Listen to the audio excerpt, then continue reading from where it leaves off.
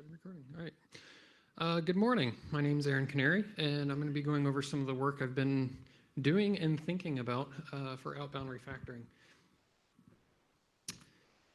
So why you might care about this. This refactoring touches a lot of the core ATS code, a lot of the state machine, a lot of the proxy transactions, and I want you to kind of understand, well, here, actually, one of the goals is to make the state machine a little bit more developer friendly. It's really hard to wrap your head around everything that's going on there. We also want to start supporting H2 to origin. That's one of our goals. And forward looking, we want to get into layer 7 routing, and I'll get into some of that today. How do we make that go away?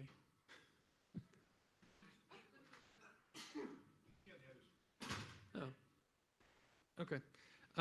So the agenda for the talk, it's going to be a 30-minute talk, so I'm going to try to run through this real quick. I'm going to go over some of the cleanup, show some UML diagrams, go through the refactoring that we're working on right now, propose work for H2 and layer 7, and we're going to be talking about a lot of these topics on Thursday, so if you have any in-depth discussions or questions or issues that might be relevant to what I'm doing, please come talk to me either later today or Thursday. So the cleanup that I started with, Susan threw like 20 commits at me and said, "Hey, why don't you merge these in?" Oh well, that doesn't really work. So I picked up a lot of her work and was looking at a lot of what she was doing, and just found that a lot of the classes were being renamed. So we took out client, so now it's just proxy transaction to describe any transaction that's going anywhere, not specifically to a client or a server. And then we specifically labeled HTTP prefix classes with HTTP1 so that we can distinguish between 2 and 3. Then I started looking around at like what makes sense to refactor, just some little bits and pieces of code that were out of place or misnamed. And then there was also the restart immediate function I found. Just doesn't do anything. It's a bool that was set and never checked. So there was some easy cleanup stuff. But I really felt like I couldn't see the whole picture. I couldn't see where I was going with all the refactoring that needed to be done, and I didn't know where to start. So then I read the H3 code, and it really kind of opened my eyes, like, oh, if you have a clean header file, this is the entire class definition for one of the H3 classes. And it can fit on the screen right there, all of the text. It's not 500 lines of inline definitions and comments and whatever. So it's really easy to wrap your head around and reference header files. So I went on a rampage of following, naming things to spec, moving code to the C files out of the header files so that we can really kind of wrap our heads around these complex data structures. So then that led me to making this class diagram. So here we have all of the abstract classes are in yellow. The H1 classes are in this kind of pink color. H2 is in green and H3 is in blue. And I'll simplify this and take all the class structures out so you can actually read it. But I just kind of wanted to show some of the complexity of where we're at right now. And to fully illustrate this, I abbreviated these class structures. So all of the accessor functions and stuff that is trivial, I just abbreviated it. So really these class diagrams would be 2 to 3 times larger than they are. I'll post this diagram if anybody wants to look at it as well. So one of the first goals that I want to take on is refactoring the H1 code, and that involves simplifying the state machine and kind of setting us up for future projects like H2 to origin. I really just want to maintain parity. I don't want to add any features. This is going to be enough code as it is, just kind of re-architecting things and laying the framework. And let's see, H1 server session. Okay, drive. Yeah, so I'm going to be refactoring the H1 session. I'll illustrate this in a second. And there's a lot of H1 code built into the state machine. I want to get that out. And so right now, Masori suggested that I do a feature branch. So I've got a feature branch called H1 Outbound right now. I'm going to start putting PRs up to that, and it'll get merged into 8.1. Since this is a a parity update, we can merge it into any version of 9 we want. Question? So, aren't you refactoring already got merged on master? Yes. All of those are renames or just kind of cleanup. And I really like that being in master, because then any work that you guys are doing, I can merge with very easily. If I actually get into refactoring and changing APIs, then I'm going to do that in the feature branch. The reason I ask is because those are also marked to be merged into 9. Yes. And they're pretty large and they all have merge conflicts. They do. Some of them do. Okay, well, I'll take a look at that. Is that something we want to do though? I mean, if you get into renaming a whole bunch of things, it's easier to just merge it into everywhere at the same time, because if you make a big code change on 9 and then you want to put it in 10, then backporting it makes it. Seeing that you're going to make a branch, you can have something for 9.1. I'm wondering if it's really worthwhile to do this working for 9, which is not going to give us anything other than. Well, it makes any future changes merging backwards a lot easier. I probably would have gone to the point that maybe this should have been reverted on master too if you're going to do a feature branch. So Mascot suggested that I do a feature branch because well, I was just going to do all of this in master, but they suggested that I do a feature branch because I wasn't going to be completely stable or feature complete within one PR. I could do it all in my own branch, but then I wouldn't get people reviewing it along the way. So that was kind of the idea of doing a feature branch. I don't expect it to take too long, but that's, famous last words. So if you do need this for 9, you need to get cracking on. So there's like probably 5 or 6 PRs that are marked. I don't know that it'll be in 9.0. It might be in 9.1, 9.2. No, so I'm talking about the stuff that's on master that's currently merged on master that you have asked to get into 9.0. Oh, okay. So we're going to have to look at that. Okay. So I go through those like almost on a daily basis, but I've left all of yours. I've left all of yours basically just lingering there. I don't know if you noticed that. Maybe you just ignore it, but they are sitting there because some of them don't merge. Some of them look benign, but they're large, which gets scary the later they come into the release cycle. Right. Because even if they look benign, I mean, we've seen bugs creeping in where there's one word wrong and then nothing works. Yeah, I've tried to keep them as benign as possible. If I'm going to rename this class, that's the only thing I'm doing in that commit. I mean, I was saying though, it could be typos, it could be you missed one place and then suddenly we have a 9.0 branch that's... Right, and that's where merging backwards is painful, and just doing it as quick as possible is preferable. So again, so if that's something you want, then you and I and Brian needs to look at this sooner rather than later. Yeah, I agree. Okay.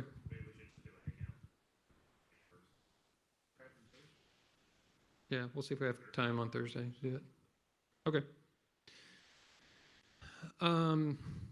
So this is the state or the UML diagram with all the classes and members removed, and it's pretty obvious here that the H1 session there's no abstract layers at all.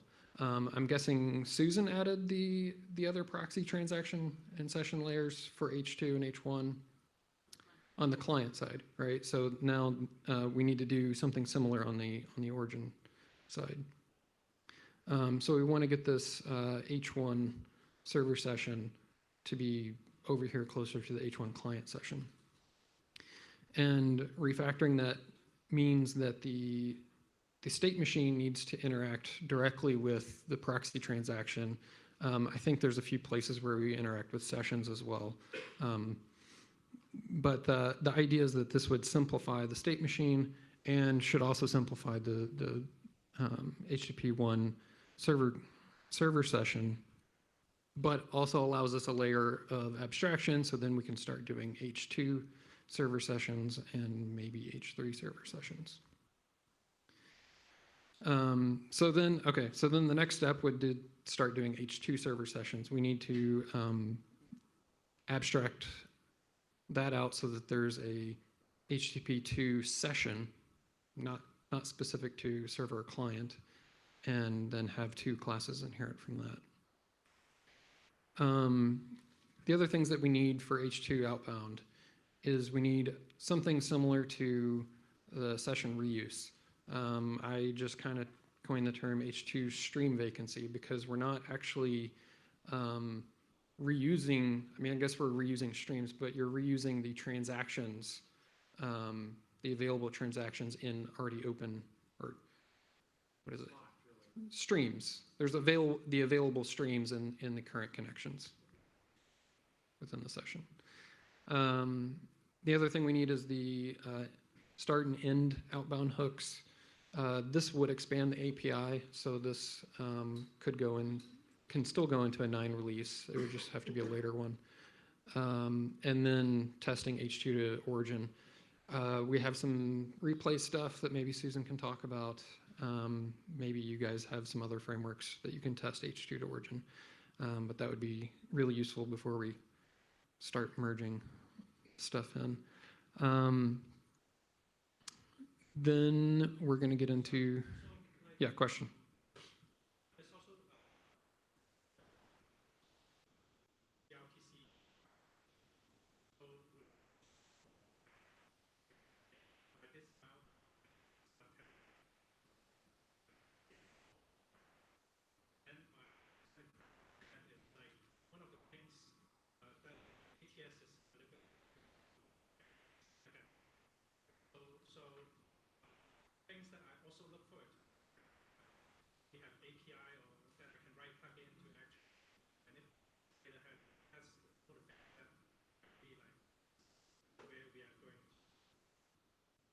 We should talk about that on Thursday.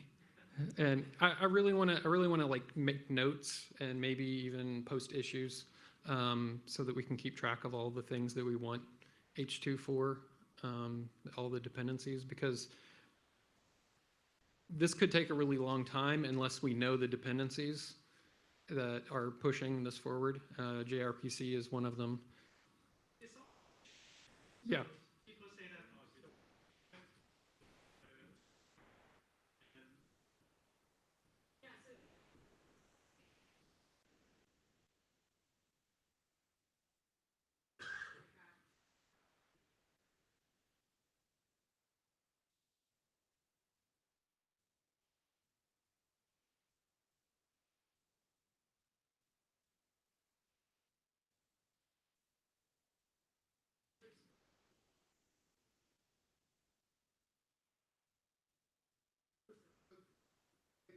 Question maybe. Doesn't trailers require chunks encoding? And chunk encoding is gone in H2?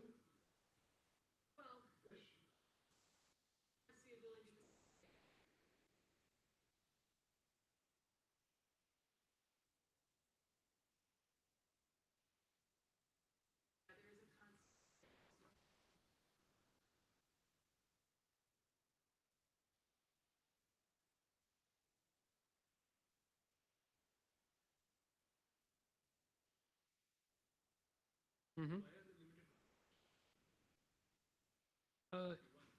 Yes, we should have them. We should have the outbound start and end hooks, but we haven't had them for a long time. Yes, we should have them on H1.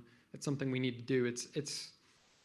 I feel like it's something that we need before we do H2, but we could do it before we even start working on any of the other H2 work. You're right.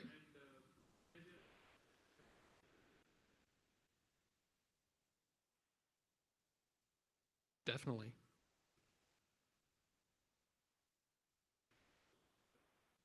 Yeah, Sudhi, you were saying that we could have more than start and end hooks.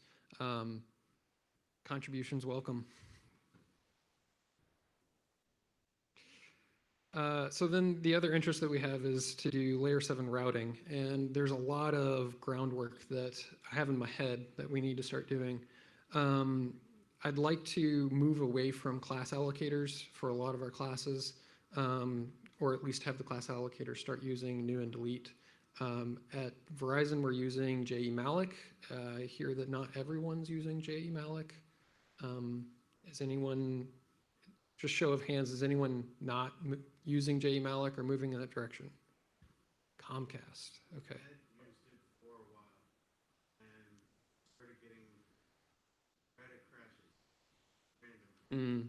The moment we flipped on email, Gotcha.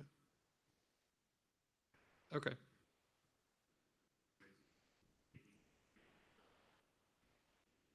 but we also do compile with email. So I think there, you can compile with JEmalloc Right. with your allocator. Right. Having free list on or off. So how many people run through that?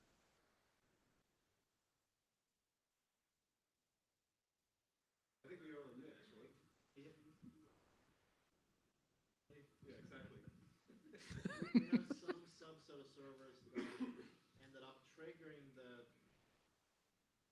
Long story short, we had a scenario where we had a partial outage where we ran into the whole when your usage pattern changes dramatically overnight from say lots of very large objects to lots of very small objects, and we ended up crashing those boxes because they ran out of cache or RAM because the cache ended up using more than the configured value. So on those layers of machines, Greg, I think as of yesterday maybe, is turning off free list as a solution to that problem because there's one particular layer that's more, for some reason, more vulnerable to this particular scenario.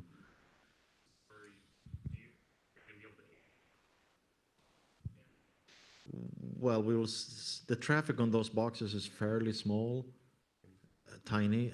We will obviously see if we could start seeing crashes and whatnot. We'll notice that.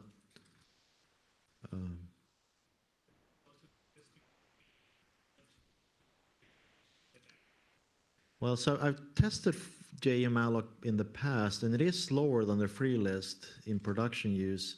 I also had issues where it looked like memory got fragmented under very, very heavy load.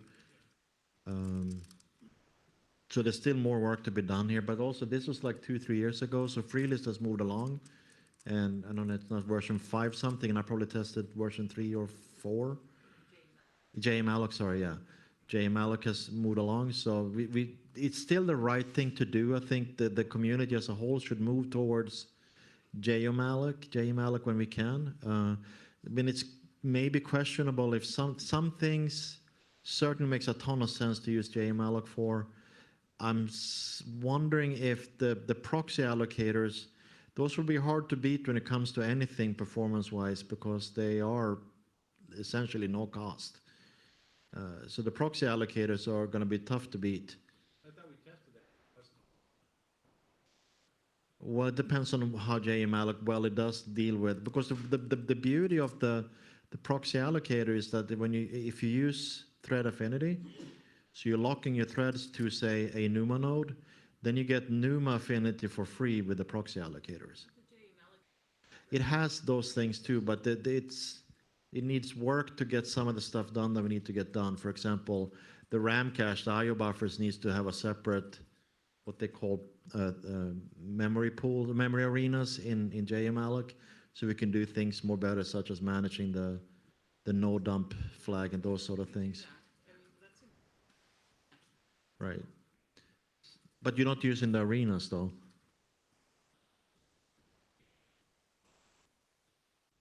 Right, so which means that this can't work because you're going to return memory to JEmalloc that's marked with no dump, and then it gets used for something else, then it will break.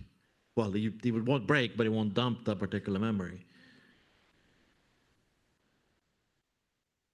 Well, anyways.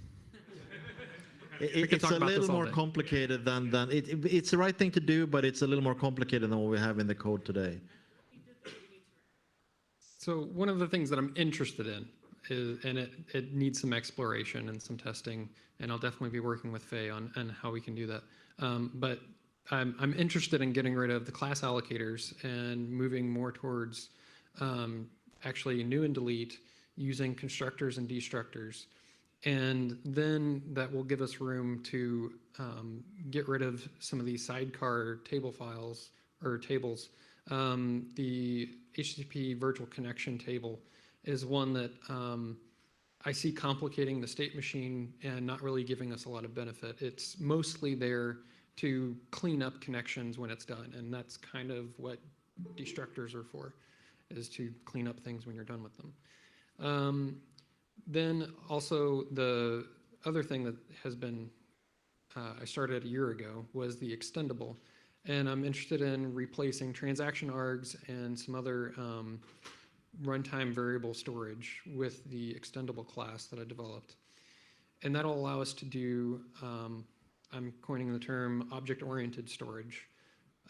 So a transaction would have any number of variables associated with that transaction and stored in the same place in memory. And you can extend by adding a variable to that storage through a plugin API. This would be done statically at, or not statically, it's done dynamically at startup. And so then that would allow us to refactor hostDB into one of these object-oriented host objects. A lot of people have been calling for hostDB to be burned to the ground because the API is less than desirable, and there's just been a lot of issues that need to be fixed. And so I think refactoring that code, maybe piecemeal bit by bit into a separate storage device, that would be another kind of feature branch that we would probably develop maybe next year. So then once we have that foundation, then we can start looking at bigger level problems. One of the things that Alan's tasked me with is isolating upstream logic from the state machine. So the state machine would just simply say, give me the upstream connection and transaction, and there would be some separate piece of logic that would go through all of the scripting and all of your business logic that you have for how your CDN is set up. And the state machine really doesn't care. It's just, it needs a connection so that it can do its transaction on it.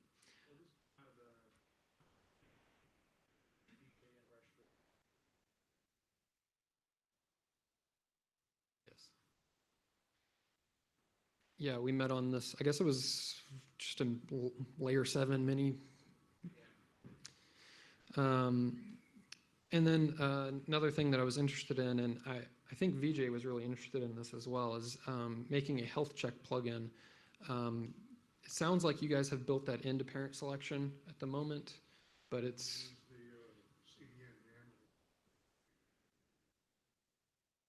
Right. Okay. Okay.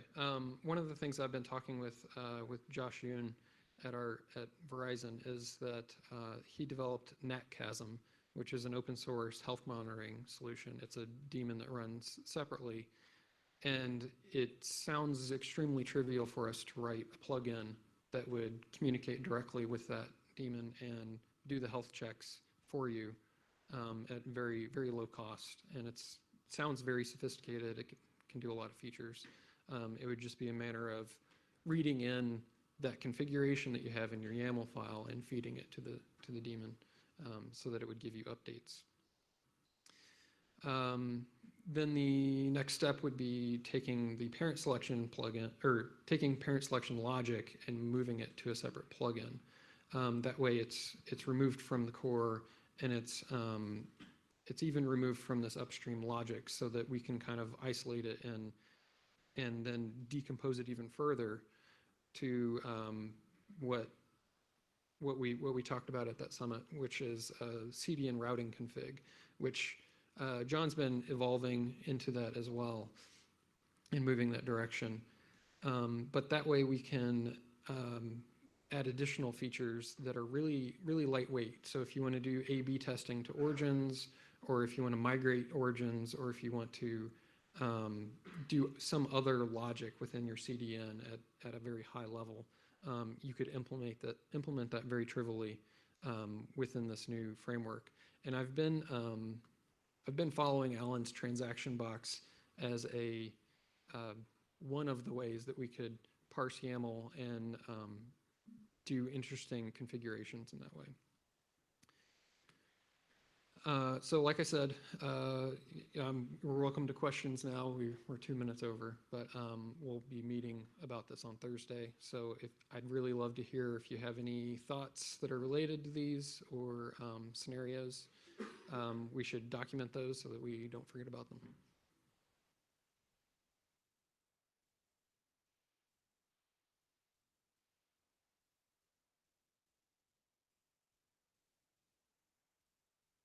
Any inconsistency with outbound connection configuration?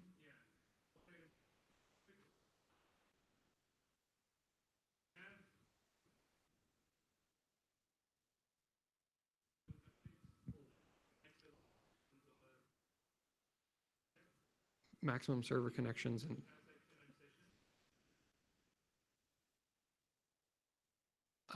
I think that moving forward, I'll try to get things that are a little bit more object oriented, like I said. So a session would be an object, a host would be an object, and whatever limitations you want to put on each of those would be stored separately. And I guess our plugins would then set limits on those. I think. More of a outbound session, right? The has a good place in the code. Like, oh, I've started a new outbound session. Properties on that session. I want all transactions in the session. Right now, you have to do it through a transaction, which means possibly multiple. Right. So having that object-oriented storage means that once you create a session, you could then add variables to it. Yes. Adding the hook allows you the Variables. Yeah, they're all right. So hopefully I can provide you with all the tools that we can implement something like that. Yeah.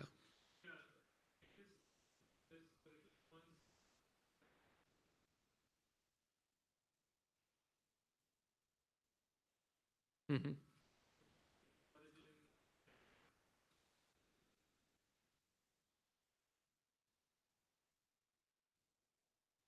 Yeah, I think this is maybe we should review some of John's work, but John is basically setting up a YAML config that defines your origins, right? And it can have whatever arbitrary properties we want related to those origins. So maybe that's the one place where you can define the attributes and properties of the origin instead of in a remap rule. Is that reasonable?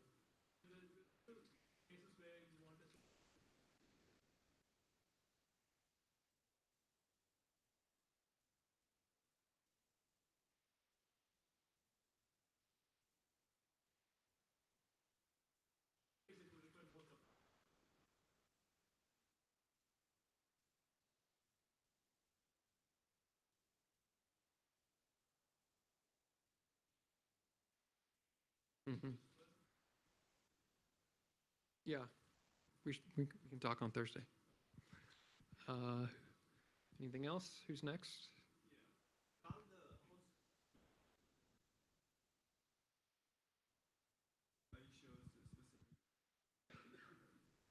I know HostDB has had a number of like threading issues, and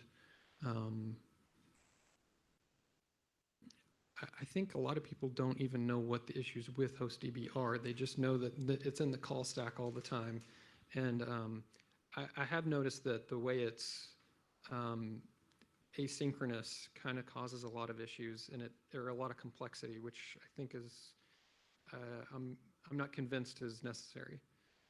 That we can simplify that a lot and make it have a much nicer API and probably give you results atomically rather than asynchronously.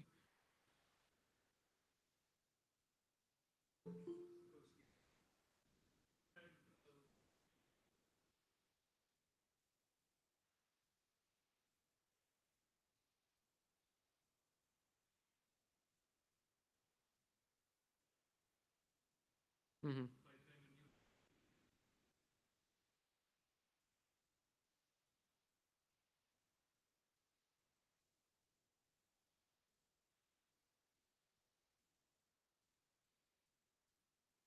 But it has that. So there's a feature to do essentially serve stale out of the host DB, Right. and that kicks off a background fetch. It does, but for that request, it's still using and your TLS is so low that that box always getting a request. And in some cases, the entry expired as a meeting. Right? Well, if you have so low traffic, why do you even care? I mean, if you have seconds between requests, I mean, are you affecting one user? Yeah, I agree. I mean, it's a little bit of problem in serving that sort of origin and larger proxy, but have ends Wow. which along with it. So you want to be no stale serving for host? We could do that. I mean, we did internally, but that would not solve the problem. So what do you want it to do then? You want it to Periodical but again, you want it to so write a plugin that makes a host DB lookup once a second. I guess so, but the plugin needs to be updating or Yeah, but there is APIs to do DNS lookups in plugins. look up in a plugin, go through, Right. don't go through HostDB at all and just No, you do need to go through host DB, okay. but you're forcing the refresh once a second, or often that you need to do this, right? If you call DNS from a plugin, it's gonna be Right. Okay. That seems like I mean, your use case is very sort of on the So edge. we have this, yeah, I mean, it's a little, plugin, plugin,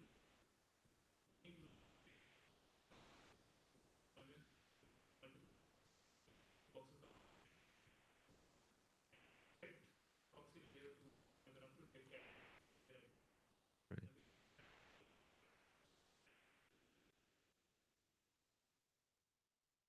It's not entirely trivial. Some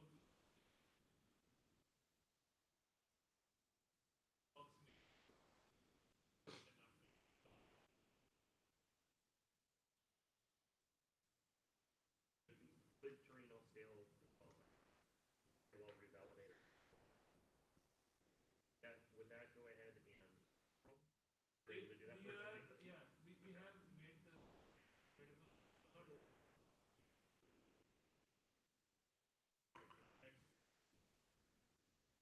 Right. I think, I mean, if you want to do sort of active refreshes on the host DB, then either do it out of band. I mean, you can write a Python script that does something, right? right. Yeah, that's Or write a plugin that does it. yeah, the way to be worked out there is an entry. Right. Which ones to fetch, Well, yeah, that qualifies for that would be part of your configuration management. something that if else Yeah, another idea is to write some front fetch agents in the core and the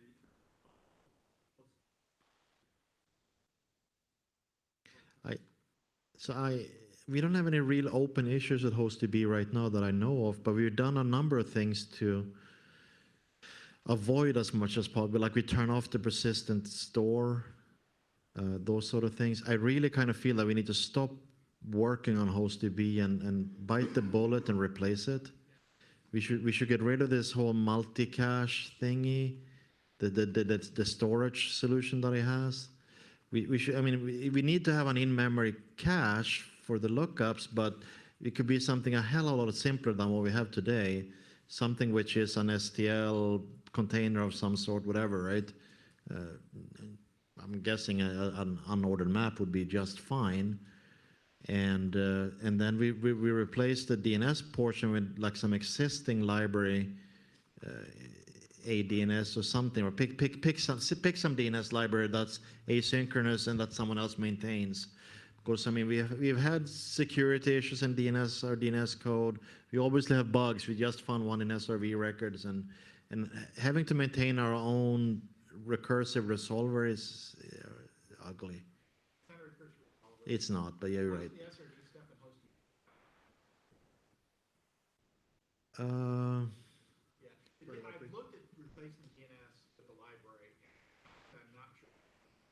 DNS functionality is so simple, bringing a lot of stuff that we absolutely do not need. We send a request out, we get a response back. All we do is, Yeah, but then we have those problems like we do security problems or whatever. Like let's say you need to add on support for a new record type. or like we have to add TCP, DNS. TCP, yeah, exactly. Right. It's, I mean, Well, I care more about getting rid of HostDB than the DNS portion. I think if we go down this route though, we should at least entertain and look at it, see what options are out there. they are welcome. Well, sure. I'm just saying, I mean, odds are that we can find a DNS implementation that also has caching, and you get both for free. You know, so that There you go, right? So that's the next thing coming up is DO. We have, like I said, TCP. You want to do DNS over TLS dot, which would presumably require TCP, I think. It could be, yeah. And then we get probably DNS over quick at some point, and it's going to be maybe. way if you're bringing up DNS. Should probably move on. Yeah. I mean, you can also see that you want ATS to be, host to be, right, to be using DO as the resolution mechanism. But you can also see ATS wanting to be a DO proxy. So it's a lot of stuff that's changing in the DNS world, and a lot of focus on privacy, because DNS is one of those things where there's an enormous amount of information leaking out of DNS, since it's all in clear text and it's all over. Right, it's easy to, I mean, we have DNSSEC, but it's hard to deploy and whatnot, right? But just the fact that you can look at someone's network and you can get a pretty good idea of what Alan is doing by just seeing what DNS lookups is doing. Right. Right. So. Well, he has that, right? That's already in there. Yeah. You need to tell it to do it, though. Probably 6 as well, I think. Well, it goes way back to 5, I think. Yeah. Pointed at a specific. You can, yeah, so you can turn it on. You can say, I think by default it would use Etsy No, by default it does not. hosts, right? No, I'm saying, but if you turn it on, I think it defaults to looking at Etsy hosts, doesn't it? You turn it on by specifying the Okay. file name. All right. Path. So default is no path. Put a Okay, path in there and then fine. it looks that file. I'll put that in for Dave. Okay, let's hear about H3 now.